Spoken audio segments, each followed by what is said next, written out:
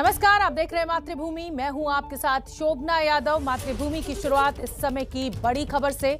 उत्तर प्रदेश में आतंकियों की गिरफ्तारी के बाद मध्य प्रदेश में अलर्ट के बीच इंदौर में पुलिस की वेबसाइट को हैक कर लिया गया।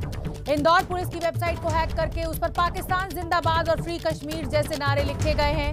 माना यह जा रहा है कि पाकिस्तान के किसी हैकर ने इस वेबसाइट को हैक किया है। पुलिस की वेबसाइट के जिस पेज पर पुलिस अफसरों के नाम लिखे गए हैं उस पेज को हैक किया गया। हैकर ने नारे के साथ मोहम्मद बिलाल लिखा है। पुलिस के आला अफसरों को जैसे ही इस बात की जानकारी मिली, इस वेबसाइट को फौरन ब्लॉक किया गया और साइबर एक्सपर्ट्स की मदद से अब इसकी जांच को आगे बढ़ाया जा रहा है।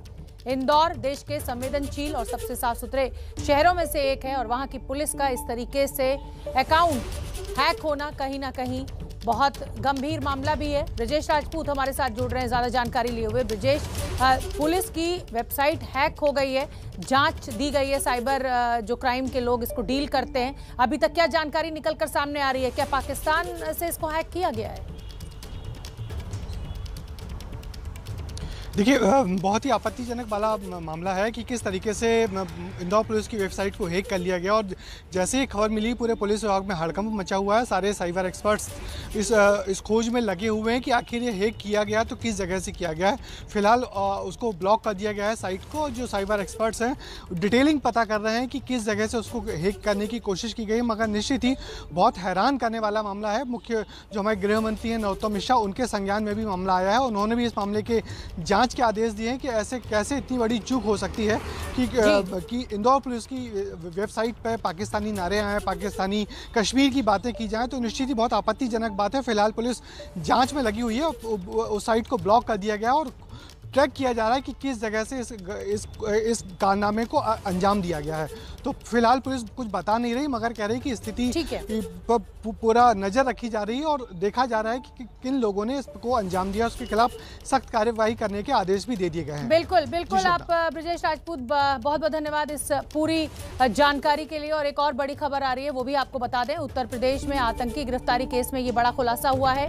मिन्हाज को कैश फंडिंग होने वाली थी। मिन्हाज वही संदिग्ध आतंकवादी जिसकी गिरफ्तारी हुई थी। कश्मीर से तौहीद या मूसा को पैसा लेकर आना था। अगर गिरफ्तारी नहीं होती तो हफ्ते भर में ये ब्लास्ट को अंजाम दे देते। बड़े मंदिरों की रेकी भी की गई थी, लेकिन धमाका छोटे मंदिर में किया जाना तय हुआ था। ई रिक्शे से ब्लास्ट की तैयारी थी। संजय त्रिपाठी ज्यादा जानकारी लिए हुए हमारे साथ जुड़ रहे हैं। संजय त्रिपाठी, एक बात जो पुलिस कह रही है कि पैसे इनको पहुंचाए जाने थे और इस ब्लास्ट को अंजाम दिए जाना था, लेकिन अगर इस गिरफ्तारी को गुप्त रखा जाता तो शायद जो पैसे लेकर मूसा आने वाला था उसकी गिरफ्तारी भी हो सकती थी। तो क्या पुलिस से चूक भी इसको माना जाए? देखिए, ये जो गिरफ्तारी है शोभना, ये जरूरी इसलिए थी क्योंकि अगर इनकी गिरफ्तारी न होती तो इनके जो नेटवर्क है, इनका जो अस्त्र इन्होंने इस्तेमाल में करने के लिए रखा हुआ वो रिकवर ना हो पाता। और चूंकि सूचना थी किसी संदिग्ध के छुपे होने की और जब एटीएस का कमांडो ऑपरेशन वहां पर चला तो ऐसे में सारी चीजें सामने आ गई, मीडिया वहां पहुंच गया, तो ऐसे में गिरफ्तारी रोक पाना संभव नहीं था। हाँ, ये अलग बात है कि इनके जो कश्मीर के साथी थे, जिनमें नाम आ रहा है मूसा या तौहीद था, उनमें से किसी एक को पैसा लेकर आना था। ये भी तय हुआ था कि उसको यहाँ किसी धर्मशाला या होटल में रुकवाया जाएगा, जिसका इंतजाम मुशीर को करना था। इस तरह से अलग अलग सबको जिम्मेदारियां दी गई थी। और ये भी तय हुआ था कि जब सिक्योरिटी चेक देखा गया कि जो बड़े मंदिर हैं, चाहे काशी, मथुरा या अयोध्या, तो वहाँ की सिक्योरिटी बहुत ज्यादा टाइट थी। ऐसे में वहां तक जो इनका कुकर बम ब्लास्ट करने का प्लान था वो मुश्किल हो रहा था। तो ये बात जब इन्होंने अपने आकाओं को बताई तब स्थिति बनाई गई छोटे किसी मंदिर को निशाना बनाने की। और इसी के लिए जो लखनऊ का मशहूर हनुमान मंदिर है वहां की रैकी की थी। और ये भी तय किया था, चूंकि मिन्हाज की एजेंसी है ई रिक्शा की, तो उसने ये सोचा था कि ई रिक्शा में ही इस बम को प्लांट करके और फिर उससे जाकर के ब्लास्ट करेंगे। तो कुछ इस तरह की तैयारियां थी शोभना, लेकिन एटीएस की जो सक्रियता थी उसके चलते ये लोग अपने मंसूबों में कामयाब नहीं हो पाए। बहुत बहुत धन्यवाद संजय त्रिपाठी इस पूरी जानकारी के लिए। आगे बढ़ते हैं। लखनऊ से गिरफ्तार अलकायदा के आतंकवादियों से, संदिग्ध आतंकवादियों से पूछताछ में बड़ा खुलासा हुआ है। पता ये चला है कि वो मई में ही धमाके की साजिश रच रहे थे, लेकिन लॉकडाउन की वजह से उनके मंसूबे कामयाब नहीं हो पाए। ये भी पता चला है कि आतंकी मिन्हाज सोशल मीडिया के जरिए अलकायदा के संपर्क में आया था।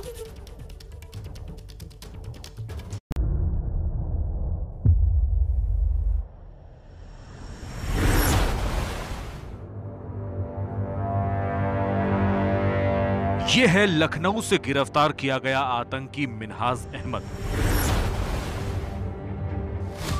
अब इस बात का खुलासा हुआ है कि मिन्हाज सोशल मीडिया के जरिए ही आतंकी संगठन गजवतुल हिंद और फिर उसके बाद अल-कायदा के संपर्क में आया था। दरअसल मिन्हाज की सोशल मीडिया पर की गई टिप्पणियों से प्रभावित होकर ही आतंकी संगठनों ने उससे संपर्क साधा था। अल-कायदा से जुड़ने के बाद कुछ बड़े आतंकियों ने ऑनलाइन ही मिन्हाज का ब्रेन वॉश कर दिया। उसे संगठन का मकसद पूरा करने में जान न्यौछावर करने की कसम दिलाई गई। मिन्हाज ने करीब 1.5 साल तक स्लीपर सेल की तरह काम किया। नौकरी जाने के बाद वो सक्रिय रूप से अल-कायदा के साथ जुड़कर काम करने लगा। इस दौरान मिन्हाज इतना कट्टर हो चुका था कि वो खुद को मानव बम बनाने पर भी राजी हो गया था। उसके विदेश जाने के सबूत नहीं मिले हैं, लेकिन कश्मीर जाने की जानकारी मिली है। ये भी पता चला है कि मिन्हाज और मसीरुद्दीन की 3 महीने की ट्रेनिंग श्रीनगर में हुई थी। सूत्रों के हवाले से यह भी पता चला है कि पहले इनका इरादा मई महीने में धमाका करने का था, लेकिन कोरोना वायरस के चलते वो ऐसा नहीं कर पाए। साथ ही इनकी पूरी तैयारी भी नहीं हो पाई थी। ट्रेनिंग के दौरान इन्हें यह सिखाया गया था कि अपनी पहचान छिपाकर किस तरह रेकी की जाती है, कुकर बॉम्ब कैसे बनाया जाता है, मानव बॉम्ब में क्या क्या जरूरत होती है, पहचान छिपाकर किस तरह धमाका करना है। ट्रेनिंग के बाद वो खामोशी से लखनऊ में रहकर बड़े धमाके की योजना बना रहा था। मिन्हाज ने बताया है कि उसने कानपुर में टेरर क्लासरूम प्लान किया था। इस क्लासरूम के लिए जगह की जिम्मेदारी चमनगंज के एक बड़े बिल्डर को दी गई थी। क्लास में नौजवानों को रेडिकलाइज करके आतंक का पाठ पढ़ाया जाना था। चमनगंज एक मुस्लिम बहुल इलाका है। पहले भी कई आतंकी और आईएसआई एजेंट यहां से गिरफ्तार किए गए हैं। चमनगंज के रहमानी मार्केट से मिन्हाज को 2 प्री एक्टिवेटेड सिम और एक मोबाइल दिलाया गया था। मिन्हाज ने बिल्डर के जरिए ही चमनगंज के एक हिस्ट्री शीटर से पिस्टल भी खरीदी थी। सुरक्षा एजेंसियों को यह भी पता चला है कि मिन्हाज कश्मीर के मूसा और तौहीद नाम के आतंकी से टेलीग्राम ऐप पर जुड़ा था। तौहीद के बैंक खाते में मिन्हाज ने रकम भी भेजी थी। एटीएस 14 दिनों के रिमांड के दौरान मिन्हाज और मसीरुद्दीन को कानपुर और कश्मीर ले जाएगी। एटीएस उन जगहों पर भी ले जाएगी जहां से विस्फोटक खरीदे गए थे। दोनों आतंकियों का कश्मीर कनेक्शन क्या है? मिन्हाज ने कश्मीर के शख्स के खाते में पैसे क्यों भेजे? क्या जितना अभी तक खुलासा हो पाया है, ये साजिश उससे कहीं ज्यादा बड़ी है? इन तमाम सवालों के जवाब अब एटीएस तलाशने की तैयारी कर रही है। तो मातृभूमि में इस समय एक बड़ी खबर आ रही है और बड़ी खबर यह कि चुनावी रणनीतिकार प्रशांत किशोर राहुल गांधी से मिलने उनके घर पहुंचे। इस समय मुलाकात चल रही है। कांग्रेस महासचिव प्रियंका गांधी भी वहां पर मौजूद है। सूत्रों के हवाले से अगर हम बात करें तो शायद कैप्टन अमरिंदर सिंह की तरफ से प्रशांत किशोर की ये मुलाकात राहुल गांधी से हो रही है। शायद पंजाब में जिस तरीके से कलह चल रही है पंजाब कांग्रेस में, उसको लेकर भी बातचीत हो सकती है। जैनेंद्र हमारे साथ जुड़ रहे हैं पूरी जानकारी लिए हुए। इस बैठक में केसी वेणुगोपाल भी मौजूद है। जैनेंद्र, आपसे मैं अपडेट चाहूंगी, क्या यह खबर सही है कि कैप्टन अमरिंदर सिंह की तरफ से प्रशांत किशोर ये मुलाकात करने पहुंचे और मुद्दा सिर्फ पंजाब की कलह है?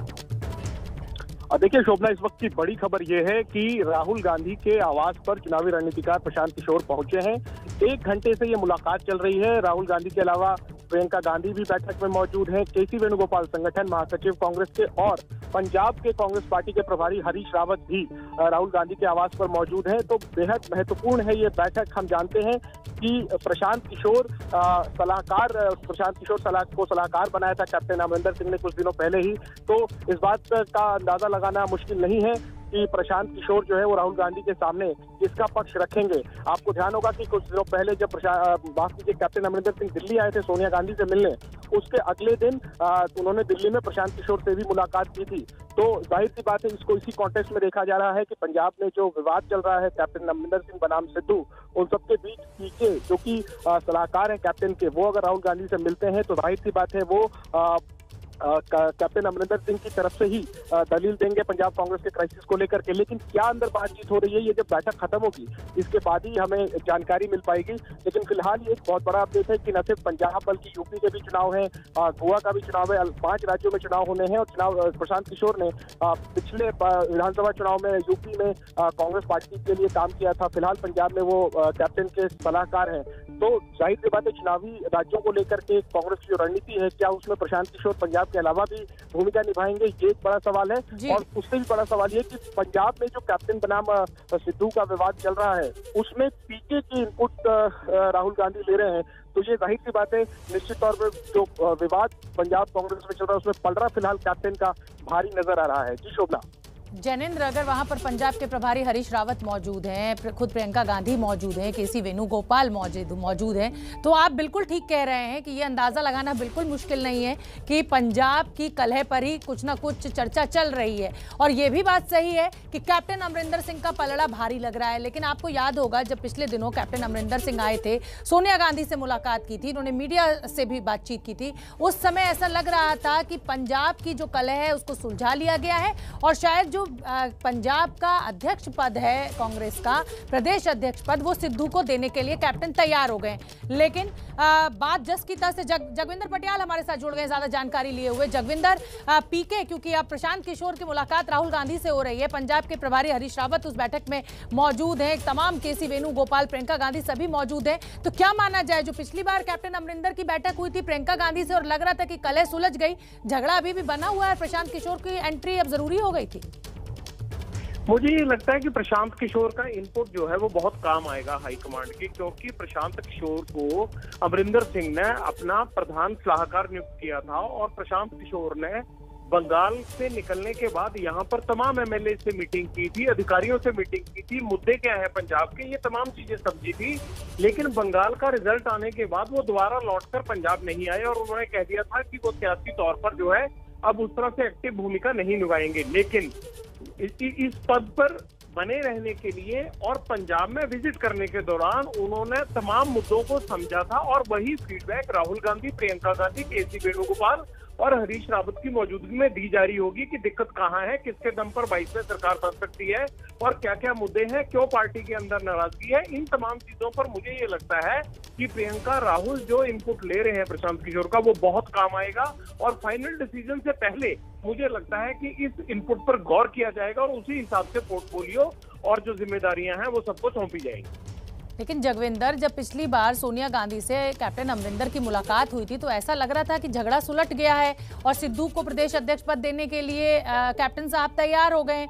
लेकिन अब अगर फिर आला कमान प्रशांत किशोर से मिल रहा है तो इसका मतलब जस के तस बनी हुई और उधर सिद्धू जो है वो आम आदमी पार्टी की तारीफ कर रहे हैं, तो क्या मायने निकाले जाए?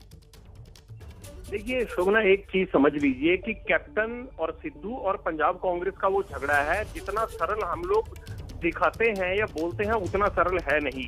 अगर इसमें एक भी स्टेप गलत हुआ या एक भी स्टेप किसी की फेवर से खिलाफ चला गया तो 2022 में कांग्रेस का जो कहते हैं ना कि एक तरह से पूरा मटिया मेट हो जाएगा काम।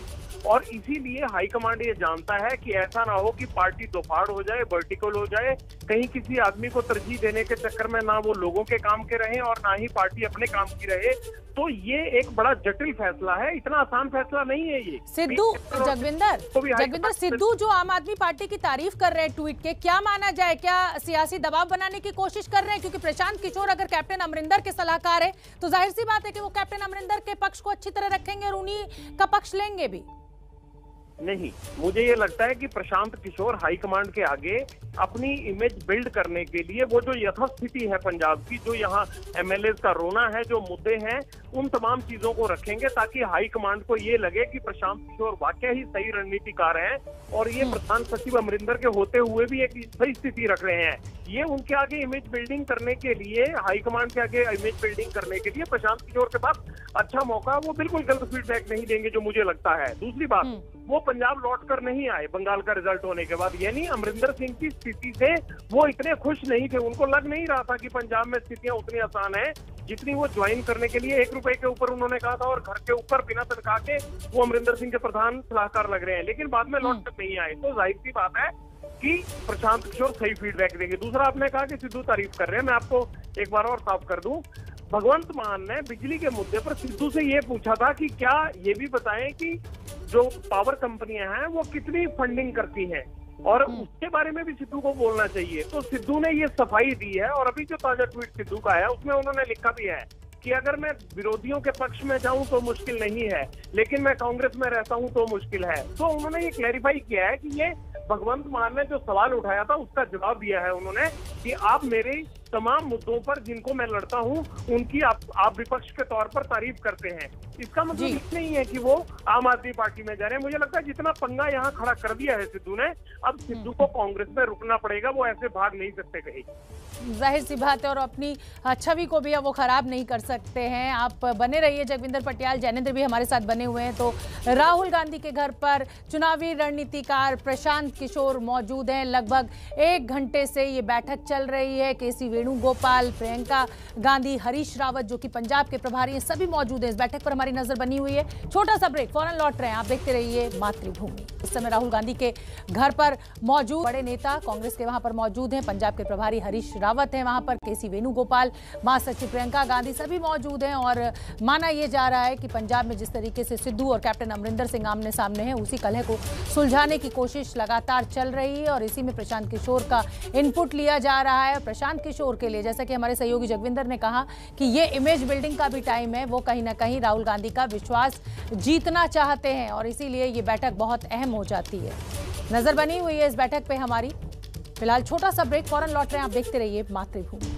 ब्रेक के बाद स्वागत है आपका, आप देख रहे हैं मातृभूमि। सीधे आपको लिए चलते हैं स्वास्थ्य विभाग की प्रेस कॉन्फ्रेंस में। जॉइंट सेक्रेटरी लव कुमार कुछ कह रहे हैं। कंटिन्यूअस लड़ाई है, इसलिए जरूरी है कि हम सब यह समझें कि थर्ड वेव प्रकृति से ज्यादा हमारी प्रवृत्ति पे डिपेंड करेगी। यानी कि जरूरी है कि हम कोविड एप्रोप्रिएट बिहेवियर या उसका फॉलो ना करें, उसके बेसिस पर कौन सी वेव आएगी, कितनी इंटेंसिटी से आएगी, उस पर डिपेंड करेगी।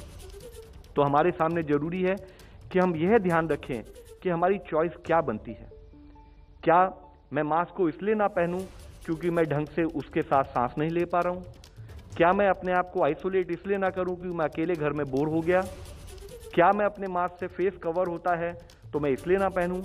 क्या मैं वैक्सीन इसलिए ना लूं क्योंकि किसी ने भ्रांति पैदा की है, झूठी भ्रांतियां कि अगर लेते हैं तो फर्टिलिटी इंपैक्ट हो जाएगी, लेते हैं तो मैग्नेटिज्म आ जाएगा बॉडी में, या ये वैक्सीन सेफ नहीं है, या यह समझें कि हम एक हाईली इन्फेक्शियस डिजीज जिसने पूरे विश्व को आज लड़ने पर मजबूर कर दिया है, हम उस बीमारी से लड़ रहे हैं, और यह लाइफ के एक नए नॉर्मल के रूप में कोविड एप्रोप्रिएट बिहेवियर हमें अपने जीवन में समाहित करने की जरूरत है। तो स्वास्थ्य विभाग में जॉइंट सेक्रेटरी लव अग्रवाल को आपने सुना। स्वास्थ्य विभाग की भी यही चिंता है कि अगर कोविड एप्रोप्रिएट बिहेवियर आपका नहीं रहा तो आप खुला आमंत्रण तीसरी वेव को दे रहे हैं। छोटा सा ब्रेक, फौरन लौटेंगे, आप देखते रहिए मातृभूमि।